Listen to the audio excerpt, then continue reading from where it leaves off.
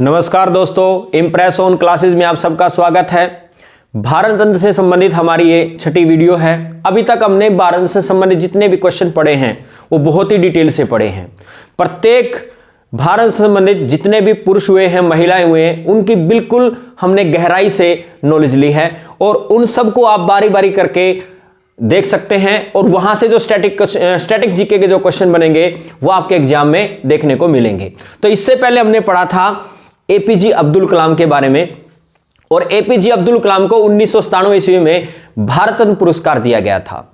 यहां पर एक बड़ा ही अच्छा क्वेश्चन पूछा जाता है कि इनकी पुस्तक का नाम क्या है, तो इनकी पुस्तक का नाम है विंग्स ऑफ फायर।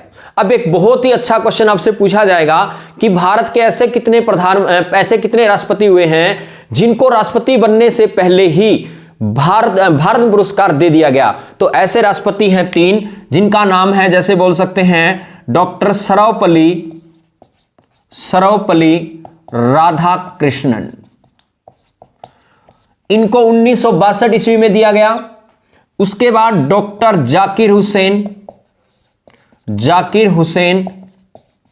इनको 1963 ईस्वी में दिया। और अगर बात की जाए डॉक्टर एपीजे अब्दुल कलाम,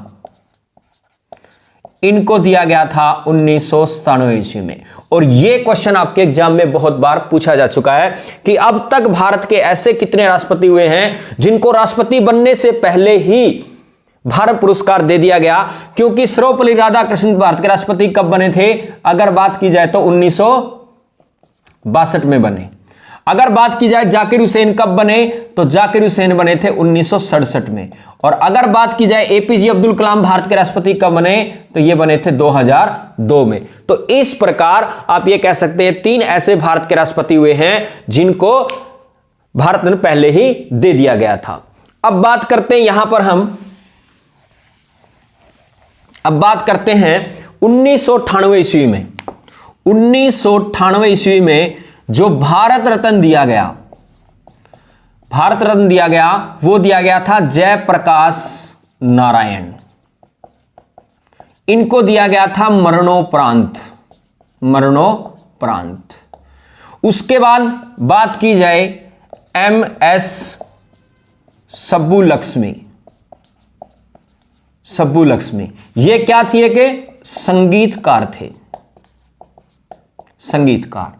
और थर्ड की बात की जाए तो चिदंबरम सुब्रमण्यम, ये क्या थे, आप कह सकते हैं भारत के पहले कृषि मंत्री। और इन्होंने भारत में हरित क्रांति लाने का श्रेय भी दिया जाता है। अब बात करते हैं यहां पर एक एक के बारे में। जैसे सबसे पहले क्वेश्चन आता है कि जयप्रकाश नारायण का दूसरा नाम क्या है, तो जयप्रकाश नारायण का दूसरा नाम है लोकनायक। इसे लोकनायक भी कहा जाता है। इन्होंने संपूर्ण क्रांति का जन्मदाता भी कहा जाता है, क्योंकि 1975 ईस्वी में जब इंदिरा गांधी की सरकार थी तो उस दौरान इंदिरा गांधी की सरकार को गिराने का इन्होंने काम किया था और पूरे देश के अंदर संपूर्ण क्रांति लेकर आए थे। क्योंकि इंदिरा गांधी की सरकार देश के लोगों के लिए अच्छा कार्य नहीं कर रही थी, तो इसलिए उन्होंने जयप्रकाश नारायण ने जगह जगह जाकर के हड़तालें करके लोगों को संबोधित किया कि ये इंदिरा गांधी की सरकार अच्छे ढंग से काम नहीं कर रही है, इसको पद पे रहने का कोई अधिकार नहीं है। इन्होंने कहा था कि जनता आती है सिंहासन छोड़ो, इस तरह का नारा भी इन्होंने दिया कि जनता आ रही है सिंहासन छोड़ो। उसके बाद जयप्रकाश नारायण के होते हुए यहां पर 1975 ईस्वी में इंदिरा गांधी ने, आप कह सकते हैं, भारत में आपातकाल की घोषणा कर दी थी। और इसी आपातकाल की घोषणा के बाद जयप्रकाश नारायण को जेल के अंदर डाल दिया गया था। तो इस प्रकार से जयप्रकाश नारायण एक समाज सुधारक भी थे और एक बहुत बड़े नेता भी थे। और इस जयप्रकाश नारायण को ही 1998 ईस्वी में भारत पुरस्कार से सम्मानित किया गया था। MS सुब्बुलक्ष्मी, इसके बारे में मैंने पहले भी आपको बताया था कि भारत की ऐसी 5 महिलाएं हुई हैं जिनको भारत पुरस्कार दिया गया है। लेकिन फिर भी मैं इसके बारे में कुछ और बता देता हूं आपको कि MS सुब्बुलक्ष्मी को 1974 ईस्वी में, याद रखना 1974 ईस्वी में रेमन मैग्सेसे पुरस्कार दिया गया था। और अगर बात की जाए रेमन मैग्सेसे पुरस्कार कौन देता है? तो रैमन मैग्सेसे पुरस्कार आप कह सकते हैं ये फिलीपींस के जो राष्ट्रपति है रैमन मैग्सेसे, उनकी याद में दिया जाता है और 31 अगस्त को दिया जाता है। इसकी शुरुआत की गई थी 1957 ईस्वी में और भारत के पहले ऐसे व्यक्ति थे जिनको रैमन मैग्सेसे पुरस्कार मिला था, उनका नाम था विनोबा भावे। अगर महिला की बात की जाए तो महिला को मिला था 1962 ईस्वी में, जिनका नाम था मदर टेरेसा। और पुरुष की बात की जाए तो 1958 ईस्वी में किसको मिला? विनोबा भावे। विनोबा भावे, विनोबा भावे को मिला था। अगर बात की जाए 1965 में जयप्रकाश नारायण को भी रैमन मैग्सेसे पुरस्कार से सम्मानित किया गया था। इसी प्रकार से अगर बात की जाए 1974 में, जैसे मैंने आपको बताया, एमएस शुभम लक्ष्मी को भी रैमन मैग्सेसे पुरस्कार दिया गया था। इसके अलावा अगर बात की जाए 1994 ईस्वी में किरण बेदी को भी शासकीय कार्य किए जाने के कारण इनको रैमन मैग्सेसे पुरस्कार दिया गया। इसी प्रकार से 2006 में अरविंद केजरीवाल को भी शासकीय कार्य किए जाने के कारण उनको रैमन मैग्सेसे पुरस्कार दिया गया। और 2019 में हमारे जो पत्रकार हैं रवीश कुमार, उनको भी रैमन मैग्सेसे पुरस्कार दिया गया। रैमन मैग्सेसे पुरस्कार को एशिया का नोबेल पुरस्कार भी कहा जाता है। ये सब बातें आपने बिल्कुल ध्यान रखनी है।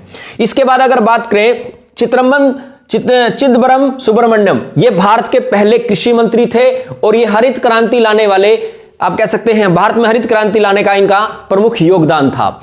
और यहां पर अगर बात की जाए भारत में हरित क्रांति कब आई, तो भारत में हरित क्रांति आई 1966-67 के अंदर। भारत के हरित क्रांति लाने का श्रेय किसे दिया जाता है? एमएस स्वामीनाथन को दिया जाता है, जो केरल के एक वैज्ञानिक थे और इन्होंने उत्तराखंड में कृषि पंत विश्वविद्यालय के अंदर यहां पर हरित क्रांति की शुरुआत की थी। इस हरित क्रांति के अंदर गेहूं और चावल की जो फसल है उसकी काफी, आप कह सकते हैं काफी फसल हुई, जिसके कारण यहां पर भारतीय लोगों ने इस गेहूं और चावल का, आप कह सकते हैं, उत्पादन करना शुरू कर दिया। कई बार क्वेश्चन पूछते हैं कि भारत का राष्ट्रीय गेहूं अनुसंधान केंद्र कहां पर है? तो राष्ट्रीय गेहूं अनुसंधान केंद्र आप कह सकते हैं करनाल हरियाणा में है। और चावल अनुसंधान केंद्र कहां पर है? चावल अनुसंधान केंद्र है आपका उड़ीसा कटक के अंदर। इसी प्रकार से 1960 ईस्वी में नॉर्मन बोरलॉग ने, आप कह सकते हैं, विश्व स्तर पर हरित क्रांति की शुरुआत की और वहां पर भी चावल और गेहूं को प्राथमिकता दी गई थी। अगर पूछा जाए अंतरराष्ट्रीय स्तर पर चावल अनुसंधान केंद्र कहां पर है, तो चावल अनुसंधान केंद्र है फिलीपींस के मनीला में। तो इस प्रकार से जितने भी मैंने इससे संबंधित स्टैटिक जीके का क्वेश्चन बताए हैं वो बहुत ही इंपॉर्टेंट है। इसके बाद अगर हम बात करें यहां पर 1999 ईस्वी में भारत रत्न किसको दिया गया? तो 1999 ईस्वी में दिया गया था रविशंकर, पंडित रविशंकर को दिया गया। ये क्या थे? आप कह सकते हैं एक सितार वादक थे, सितार वादक। इसके बाद बात की जाए अमर्त्य सेन को भी आप कह सकते हैं भारत पुरस्कार दिया गया। और कब दिया गया? 1999 ईस्वी में। और ये क्या थे? अर्थशास्त्री थे। और इनको 1998 ईस्वी में क्या मिला था? नोबेल पुरस्कार भी मिला था। नोबेल पुरस्कार कब मिला इनको? 1998 ईस्वी में। और अमर्त्य सेन को भारत रत्न कब मिला? 1999 ईस्वी में।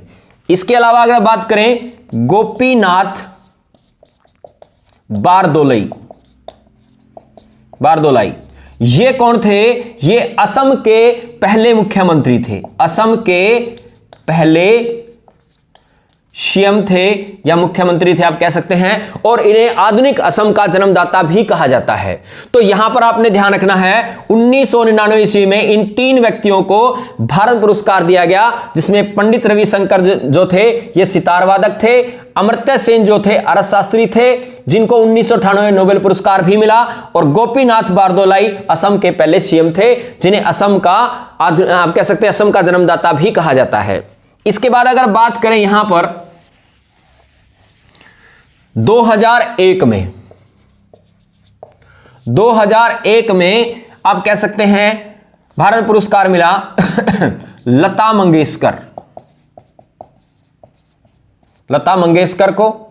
और दूसरी अगर बात की जाए यहां पर उस्ताद बिस्मिल्लाह खां,